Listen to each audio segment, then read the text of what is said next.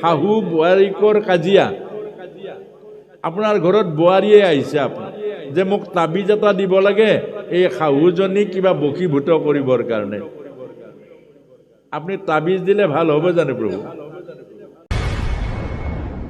এতিয়া আপোনালোকে চাব, অভিশাপটো কিন্তু লৈ লয়, মাকৰ পৰাও অভিশাপ লয় আজিকালি ল'ৰা ছোৱালীবিলাকে। কেনেকে লয় অভিশাপ?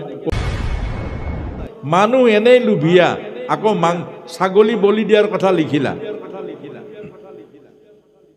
মানুহ এনেই বিষয়ৰ লোভিলা, আকৌ তুমি দেখুৱাই দিলা যে পূজা কৰিলে গাড়ী এখন পায়, দেৱ দেৱীয়ে গাড়ী দিয়ে, এইবোৰ তুমি শাস্ত্ৰবোৰ লিখিলা। দেৱ দেৱীয়ে গাড়ী দিয়ে, দেৱ দেৱীয়ে অমুক দিয়ে, দেৱ দেৱীয়ে সুখ দিয়ে, এইবোৰ তুমি মানুহক, লোভীয়া মানুহক আকৌ লোভটো বঢ়াই দিলা। আজিৰ প্ৰায় ঘৰবোৰত খোৱা খাদ্যবোৰ কেটলেক চাই চাই খায়। ইমান সুবিধাবোৰ আছে, শান্তি কেলে নাই?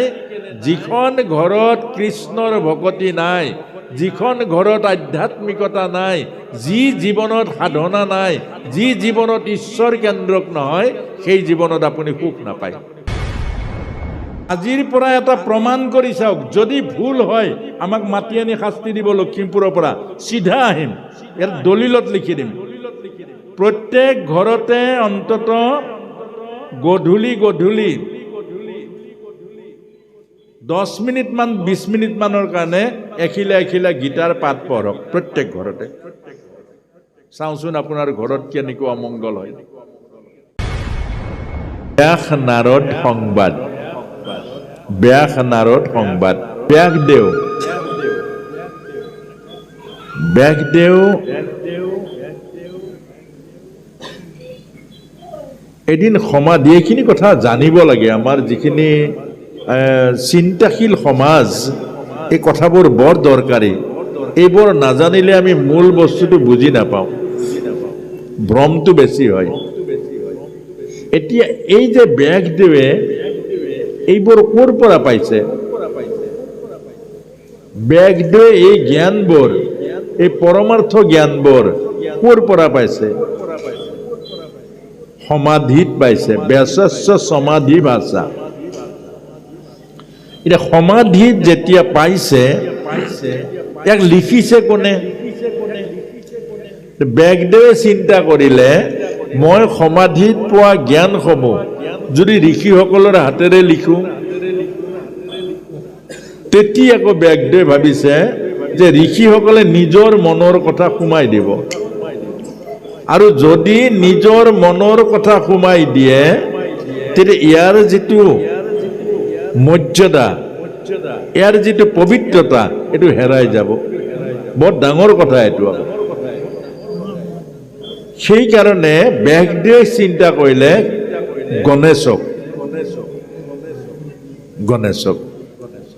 গণেশক চিন্তা কৰি, যেতিয়া গণেশ উপস্থিত হ'ল, পাৰ্বতী আৰু শিৱৰ প্ৰিয় পুত্ৰ গণেশ বোলে, মোক কিয় তুমি স্মৰণ কৰিলা? বোলে কথা এটা, তুমি মোক কাম এটা কৰি দিব লাগে। বোলে কি কাম? মই সমাধিত পোৱা জ্ঞানসমূহ লিপিবদ্ধ কৰি দিব লাগে। তোমাৰ কামটো মই কৰি দিব পাৰিম, কিন্তু এটা কথা আছে, এটা চৰ্ত কিন্তু তুমি মোৰ মানি ল'ব লাগিব। বোলে কি চৰ্ত? যে মই তুমি কোৱা কথাবোৰ মই লিখি যাম, মোৰ লিখনি আকৌ ৰৈ যাব নোৱাৰিব। যদি ৰৈ যায় তেতিয়াহ'লে তোমাৰ আধৰুৱা হ'ব, এইটো মানি ল'ব লাগিব। তুমি ভাবি থাকিবা মই ৰৈ থাকিম, এইটো কেতিয়াও নহ'ব। অৰ্থাৎ আপোনাক মোক বুজাইছে, এই ভাগৱত পাঠ কৰিলে নহ'ব, বুজি যাব লাগিব। বৰ ডাঙৰ কথা এইটো। পাঠ কৰিলে নহ'ব, বুজি বুজি পাঠ কৰিব লাগিব। যদি আপুনি নুবুজাকে পাঠ কৰে, তেতিয়াহ'লে ভাগৱত পাঠ কৰি লাভ নাই। ধৰিব পাৰিছেনে? এতিয়া আমাকো কৈছে এই কথা, ভাগৱত ব্যাখ্যা কৰিছোঁ, বুজি ব্যাখ্যা কৰিব লাগিব, প্ৰেক্টিকেলৰ মাজত কৰিব লাগিব। বক্তা যদি প্ৰেক্টিকেল নাই, বক্তাই যদি কথাবোৰ কৈ যায় নিজে পালন নকৰে, সেই বক্তাৰ কথাত কোনো মানুহ পৰিৱৰ্তন নহয়। এই কথাটোকে বুজাইছে। তেতিয়া ব্যাসদেৱে ক'লে, বাৰু ঠিক আছে, তুমিও এটা চৰ্ত মোৰ কিন্তু মানি ল'ব লাগিব, বোলে কি নুবুজাকে লিখিব নোৱাৰিবা। বৰ ডাঙৰ কথা আকৌ প্ৰভু। এতিয়া আমাৰ পাঠকসকলেও পাঠ কৰে, নুবুজি পাঠ কৰে। সেইকাৰণে প্ৰায় পাঠকসকলে তাৰ বিপৰীত কামবোৰ কৰোঁ আমি। ব্যাখ্যাকৰ্তাসকলেও একে নুবুজি ব্যাখ্যা কৰে, যাৰ কাৰণে বাস্তৱ জীৱনটো উল্টা, কোৱা জীৱনটো বেলেগ, আনক উপদেশ দিয়া জীৱনটো বেলেগ, কিন্তু ব্যক্তিগত জীৱনটো বেলেগ। আৰু আমাক শাস্ত্ৰই কৈছে, সন্তসকলে কৈছে, বাস্তৱ জীৱনত পালন নকৰা জনৰ পৰা উপদেশ আৰু জ্ঞান ল'ব নাপায়। বৰ ডাঙৰ কথা আকৌ। যিয়ে বাস্তৱ জীৱনত ভকতি আচৰণ নকৰে, তেওঁৰ পৰা ভকতি শিক্ষা ল'ব নাপায়। এইটো শুনিবলৈ আকৌ ভালো নালাগিব, নহয় প্ৰভু?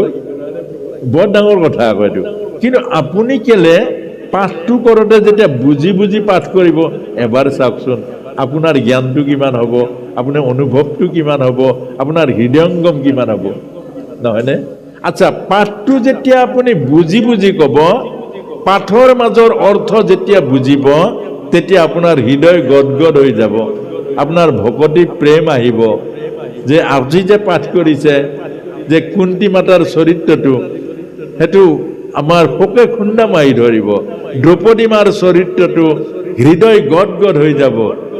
গোপী উদ্ধৱৰ প্ৰেমৰ যিটো চৰিত্ৰ, এইবোৰ এই কথাটোৱে আমাক কৈছে যে হৃদয়ৰ সংযোগ নোহোৱা কথাই ক্ৰিয়া নকৰে।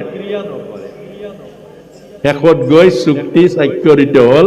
আৰু আমাক এই কথাটোকে বুজাইছে যে ভাগৱতৰ লগত অইন শাস্ত্ৰ মিলাব নোৱাৰে। কেলে? ভাগৱত হ'ল নিগম, পুৰাণবোৰ হ'ল আগম। এতিয়া আমাৰ আগম আৰু নিগম মিলাব পাৰিব জানো প্ৰভু? আত্মা আৰু দেহ কাহানি বা মিলিব জানো? দিন আৰু ৰাতি মিলিব জানো? আজি যে আমাৰ সমাজত ভাগৱতৰ বিপৰীত ছবিখন দেখুৱাইছে, আজি দেখিছো আমি। কেলে দেখিছো? এই আগমে নিগমে চব মিক্স হৈ গৈছেগে। ধৰিব পাৰিছেনে? সেইকাৰণে তাৰ ফলটো নাপাওঁ আমি। এতিয়া আমাৰ ভাগৱত গীতা, এইটো হ'ল সম্পূৰ্ণ ঈশ্বৰীয়। কোটি কোটি যুগ আহিলেও গীতা ভাগৱতৰ অনিষ্ট নহয়। বাকীবোৰ হেৰাই যাব কালৰ বুকুত, বাকীবোৰ পুৰণি হৈ যাব। আপুনি কিতাপ এখন চাব, এখন পঢ়ক, পঢ়াৰ পাছতে কোনোবাই ক'লে এইখন মই পঢ়িলোঁ, কিন্তু গীতা কোনোবাই ক'বনে এইখন পঢ়িলোঁ? কোনোবাই ভাগৱত ক'বনে এইখন পঢ়িলোঁ বুলি? কেলে? এই নিগম শাস্ত্ৰ, অমৰ শাস্ত্ৰ, কৃষ্ণময় শাস্ত্ৰ, ভগৱতী শাস্ত্ৰ। সেইকাৰণে এই কথাটোকে বুজাইছে। এতিয়া সেই ব্যাসদেৱে সমস্ত বেদৰ বিভাগ নিজে কৰিলে, আৰু কৰোঁতে তেওঁৰ বুকুৰ মাজৰ শান্তিটো নাই। শান্তি কেলে নাই? শান্তি কেলে নাই? অশান্ত মন। আচ্ছা, আপোনাৰ মোৰ শান্তি আছে জানো প্ৰভু? আজিৰ মানুহবিলাক চাবচোন। আচ্ছা, যিমানে পাইছে মনবোৰ, মুখবোৰ কেলে কোলা পৰি থাকে? আপোনাক আইনাত চাবচোন, এনেকৈ বহি থাকোঁতে কোনোবাই ফটো এখন মাৰি চাওকচোন নিজৰ মুখখন, মই এনেকুৱাই নে? মুখবোৰ কোলা পৰি থাকে, মনবোৰ কোলা পৰি থাকে। কেলে বাৰু? কেলে? আপুনিও ইয়াৰ উত্তৰ দিব নোৱাৰিব, ময়ো উত্তৰ দিব নোৱাৰিম, ভাগৱতে উত্তৰ দিব। যেতিয়া আমি আত্মিকভাৱে সুখী নহয়, মুখবোৰ কোলা পৰি থাকে। আপোনাৰ গাড়ী 5খন আছে, আপোনাৰ বিল্ডিং এটা আছে, কিন্তু আপুনি সুখী নহয়। তাৰমানে কি? মানসিকভাৱে যেতিয়া আপুনি সুখী নহ'ব, আপোনাৰ মুখত হাঁহি নাথাকিব, সৰগীয় আনন্দ নাথাকিব। এইটোৱে বুজাইছে। এতিয়া মানুহবিলাক চাব, সুখী নহয়। এগৰাকী ভাৰ্যা আছে, এটা ল'ৰা আছে, এজনী ছোৱালী আছে, থাকিবলৈ ঘৰ আছে, এটা চাকৰি আছে, চাব সুখী নহয়। আৰু কিবা লাগে, কি লাগে তেওঁ নাজানে।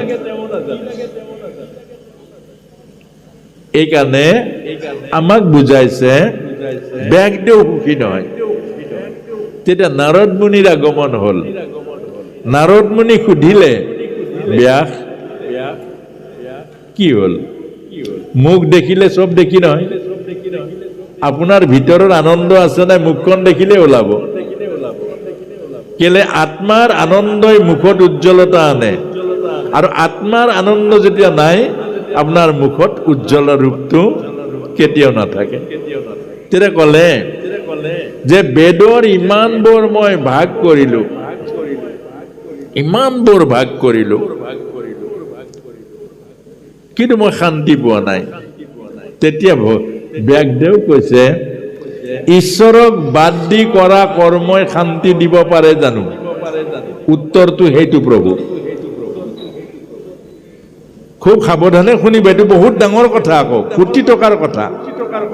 আজিৰ প্ৰায় ঘৰবোৰত খোৱা খাদ্যবোৰ কেটলেক চাই চাই খায়। ইমান সুবিধাবোৰ আছে, শান্তি কেলে নাই?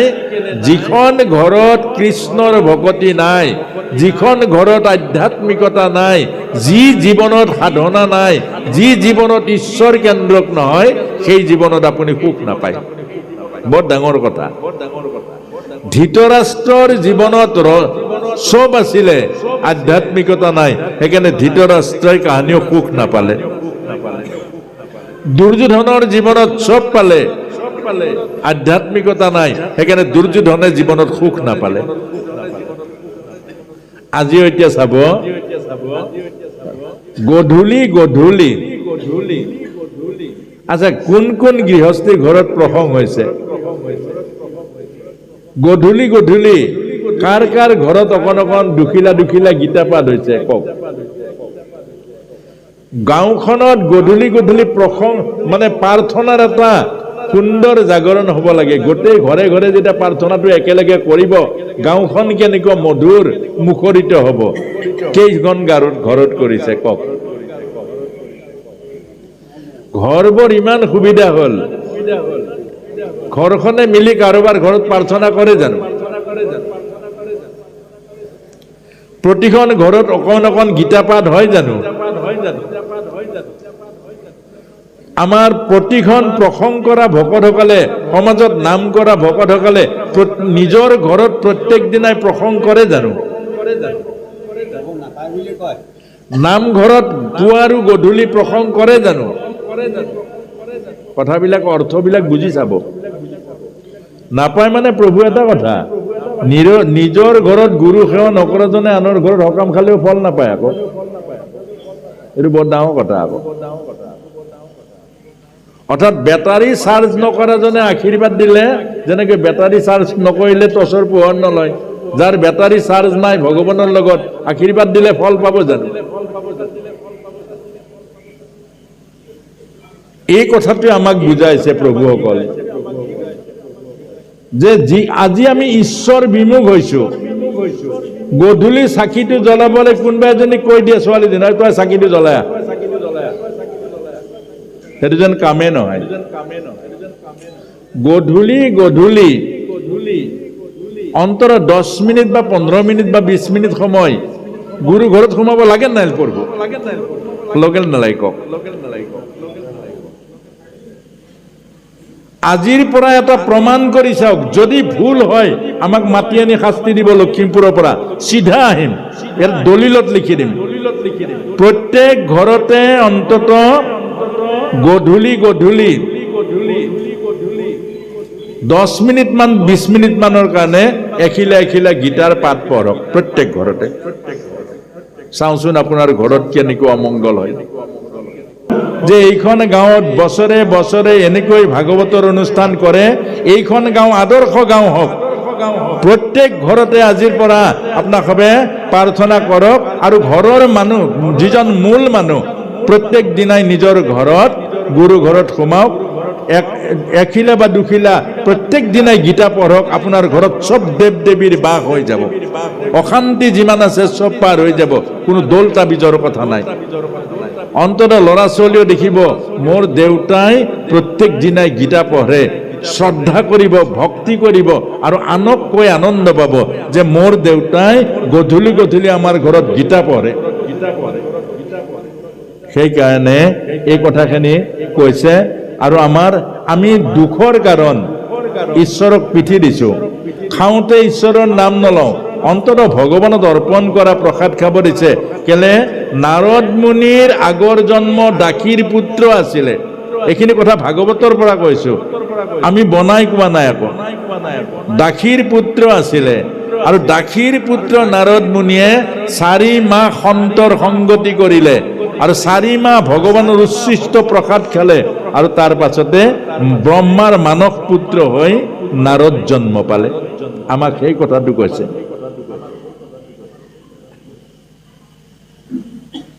আৰু সেইকাৰণে এতিয়া ব্ৰহ্মাৰ দুখৰ কাৰণ হ'ল আমাৰ দুখৰ কাৰণ। আমি ঈশ্বৰক পিঠি দিছো। আপোনালোকে চাব, খাওঁতে ঈশ্বৰৰ নাম নলওঁ, দে ভাত দে।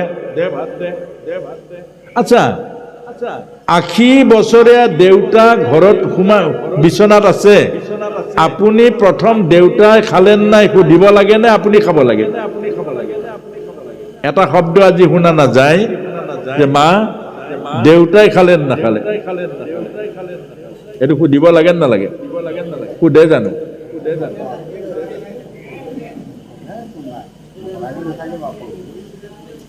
এতিয়া যি নুসুধে সেইজনৰ শান্তি নাই, এইটো বুজাইছে। তাৰমানে সোধাটোতো আছেই, সোধাখিনি শান্তিত আছে। এতিয়া আপোনালোকক আকৌ এটা বুজাইছে যে আপোনাৰ ৰুমত, খুব সাৱধানে শুনিব কথাখিনি, বাহিৰলৈ নিনিব। বাহিৰলৈ নিলে কথাটো খেলি মেলি হ'ব, আৰু ভুল যদি হয় আপোনালোকে আমাক প্ৰশ্নটো কৰিব, কাৰণ কেলে ভাগৱত হ'ল প্ৰেক্টিকেল। এতিয়া এটা কথা চাব, ঘৰত 70 বছৰীয়া দেউতা আছে, আপুনি বাৰু ৰাতি ভাত মুঠি খাই দেউতা ৰুমলৈ যাব লাগে নালাগে? নিজকে সুধি চাওক। আপোনাৰ ৰুমত পত্নী আছে, আপোনাৰ ওপৰত পুত্ৰ আছে, আপুনি তেওঁলোকৰ লগত থাকে। আচ্ছা, দেউতাটো মাও নাই, অকলে আছে, হয় নহয়? এতিয়া আপুনি দেউতাৰ ৰুমত যাব লাগে না? দিনটো আপুনি ক'ৰবাত গৈছে, চাকৰি কৰিছে, ব্যৱসায় কৰিছে, দেউতাৰ কিজানি গাটো বেয়া লাগিছে, দেউতাৰ কিজানি ক'ৰবাত বিষাইছে, দেউতাৰ কিজানি মনটো বেয়া লাগিছে, আপুনি দেউতাৰ ওচৰত প্ৰথম যাব লাগিব। গধূলি ভৰি হাত পিটিকি দিব লাগিব, লাগিব নালাগিব প্ৰভু? ৰাজহাড়ত অকমান তেল মালিচ কৰি দিব লাগিব, লাগিব নালাগিব? আৰু তাৰ পাছতে দেউতাই যেতিয়া ক'ব, অ শুন যা, ৰাতি বেছি হ'ল, শুই থাকগৈ, সেৱা এটা কৰি আহিব লাগিব। এইটো ডিউটি হয় নে নহয় প্ৰভু কওক? এতিয়া আমি সেইটো কৰোঁ নে নকৰোঁ? কৰা হ'লেতো বৃদ্ধ আশ্ৰমবোৰ নবনিলেহেঁতেন। এতিয়া আমি আজিৰ এইটো বেগডৰ মাজেৰে কৈছে, আমাৰ অশান্তিৰ কাৰণ হ'ল এইবোৰ। ঈশ্বৰক বাদ দি কৰা কৰ্মই মানুহৰ জীৱনৰ শান্তি কাঢ়ি লৈ যায়। বেগদেউ ক'লে, তুমি ঈশ্বৰক বাদ দি ধৰ্ম প্ৰচাৰ কৰিছা, তুমি জীৱৰ গ্ৰন্থ লিখিছা, তাত ঈশ্বৰৰ অস্তিত্ব নাই। মানুহ এনেই লোভিয়া, আকৌ ছাগলী বলি দিয়াৰ কথা লিখিলা। মানুহ এনেই বিষয়ৰ লোভিলা, আকৌ তুমি দেখুৱাই দিলা যে পূজা কৰিলে গাড়ী এখন পায়, দেৱ দেৱীয়ে গাড়ী দিয়ে। এইবোৰ তুমি শাস্ত্ৰবোৰ লিখিলা। দেৱ দেৱীয়ে গাড়ী দিয়ে, দেৱ দেৱীয়ে অমুক দিয়ে, দেৱ দেৱীয়ে সুখ দিয়ে, এইবোৰ তুমি মানুহক, লোভিয়া মানুহক আকৌ লোভটো বঢ়াই দিলা।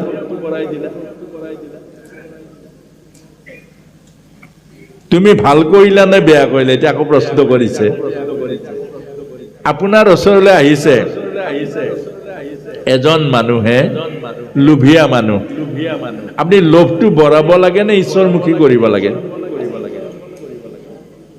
এতিয়া প্ৰশ্নটো হ'ল এখন ঘৰত অশান্তিত আহিছে শাহু বোৱাৰীকৰ কাজিয়া আপোনাৰ ঘৰত বোৱাৰীয়ে আহিছে আপোনাৰ যে মোক তাবিজ এটা দিব লাগে এই শাহুজনী কিবা বশীভূত কৰিবৰ কাৰণে আপুনি তাবিজ দিলে ভাল হ'ব জানো প্ৰভু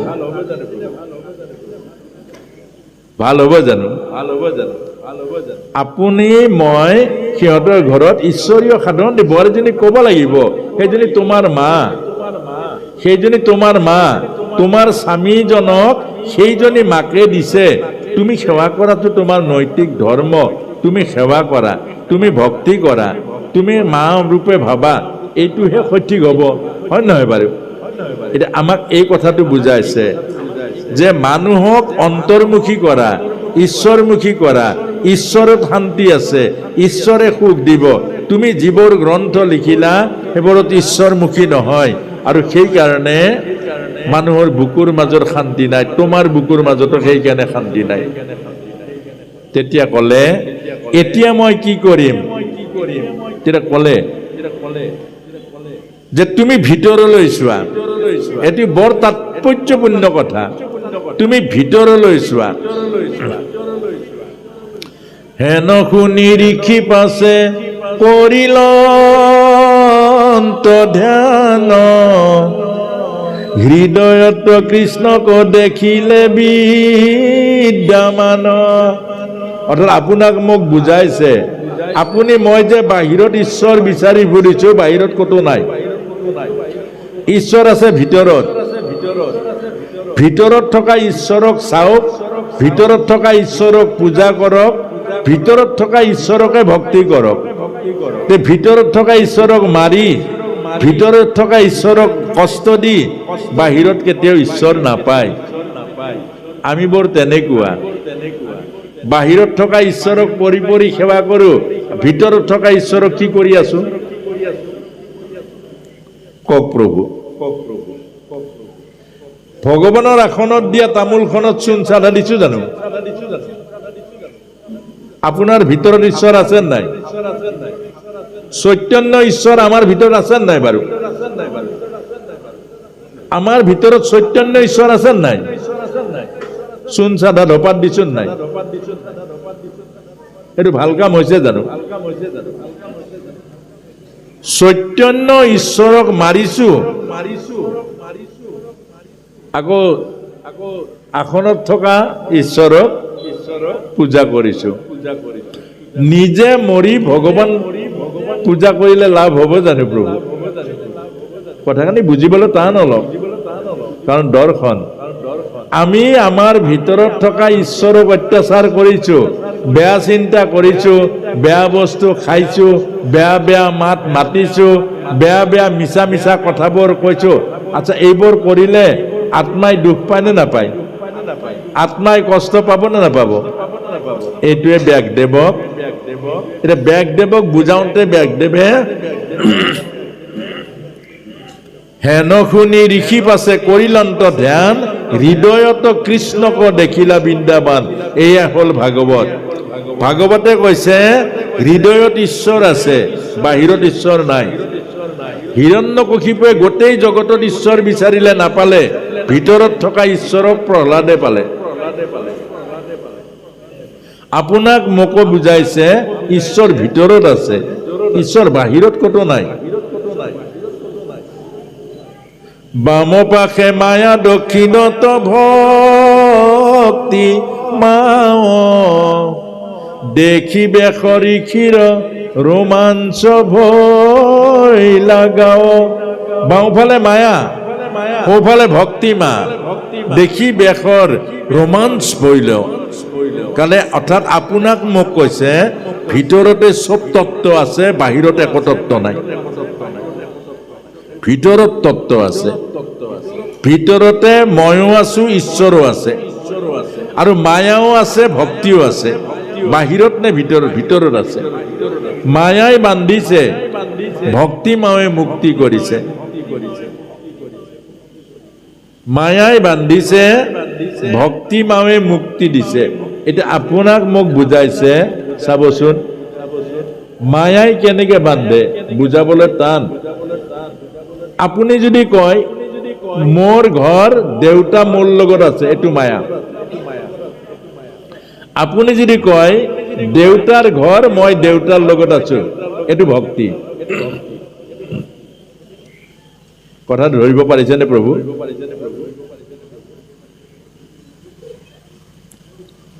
ভক্তিটো একেবাৰে সহজ টেঙৰ কথা নহব মোৰ ঘৰ মোৰ লগত দেউতাক মই পুহিছো এইটো হ'ল মায়া এইটো আপুনি মই বান খাব লাগিব আৰু এইটো হ'ল ভক্তি মই দেউতাৰ লগত আছো দেউতাৰ ঘৰ দেউতাৰ গাড়ী দেউতাৰ মাটি ময়ো দেউতাৰ এইটো ভক্তি অৰ্থাৎ মই ভগৱানৰ আশ্ৰয়ত আছো ভগৱান মোৰ পিতা মাতা আৰু মই ভগৱানৰ চৰণৰ আশ্ৰয়ত আছো আৰু তেওঁৰ মই প্ৰসাদ খাইছো এইটো হ'ল ভক্তি মই ভগৱানক পুজিছো মই ভগৱানক শৰাই দিছো মই ভগৱানৰ নাম ঘৰ বনাই দিছো এইটো মায়া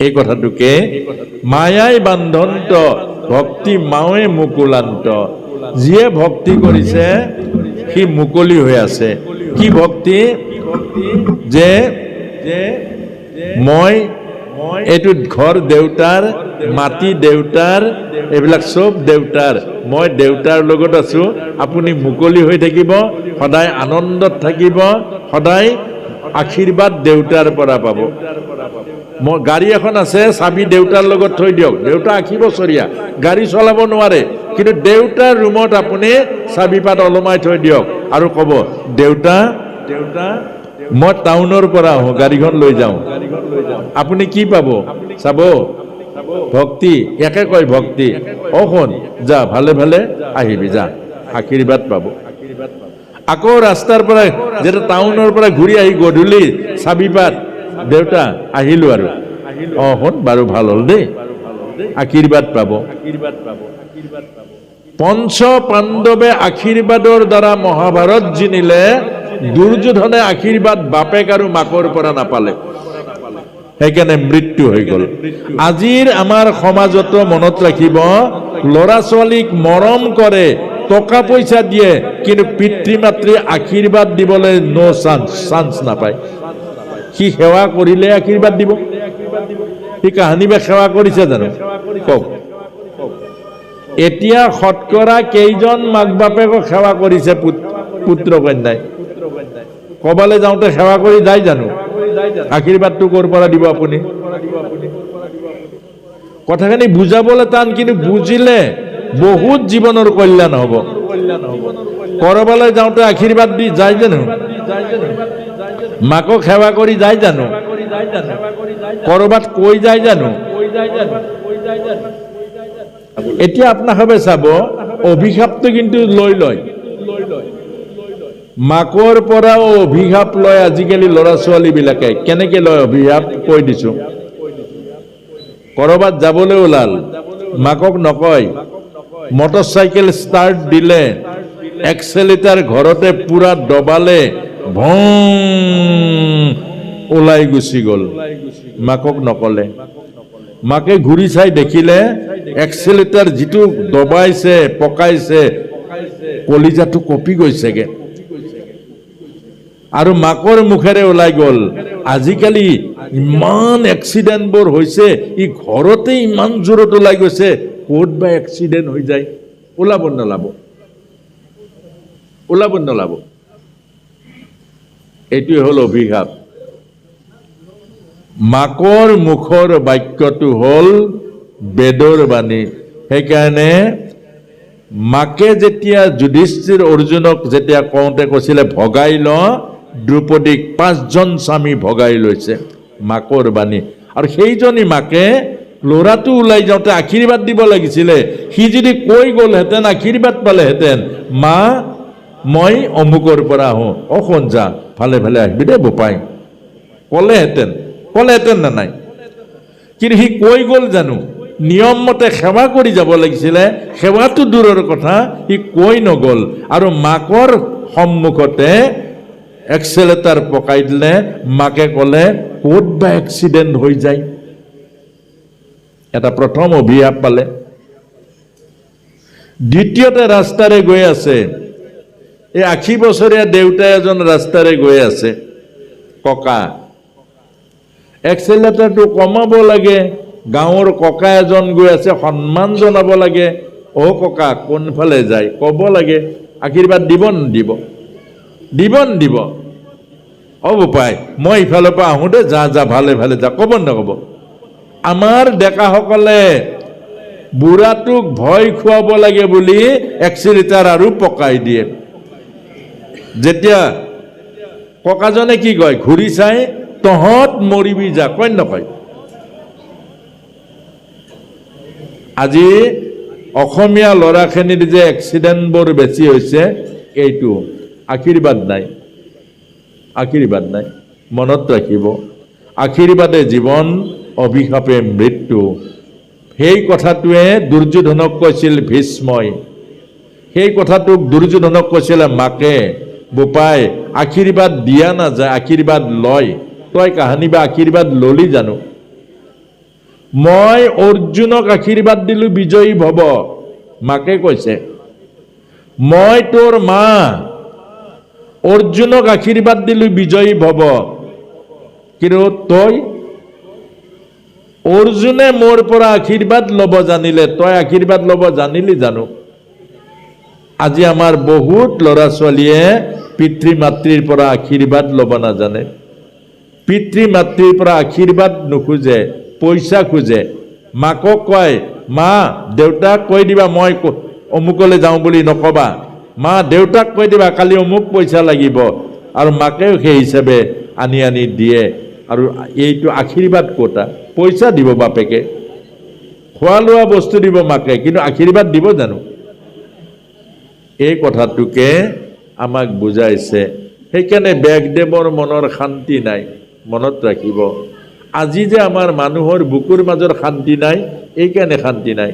আপোনাৰ ল'ৰাটোৱে আপোনাৰ কথা নুশুনিলে আপুনি শান্তি পাব জানো প্ৰভু?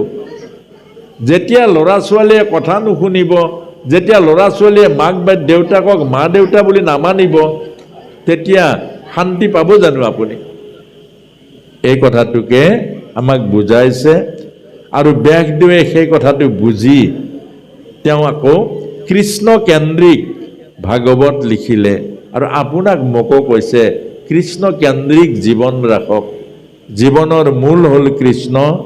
কৃষ্ণই খুৱাইছে, কৃষ্ণই জীৱন দিছে, কৃষ্ণই এদিন আমাক মুক্তি কৰিব, আৰু তেওঁহে সত্য, বাকীবোৰ চব মিছা। এই কথাটোকে আমাক বুজায়।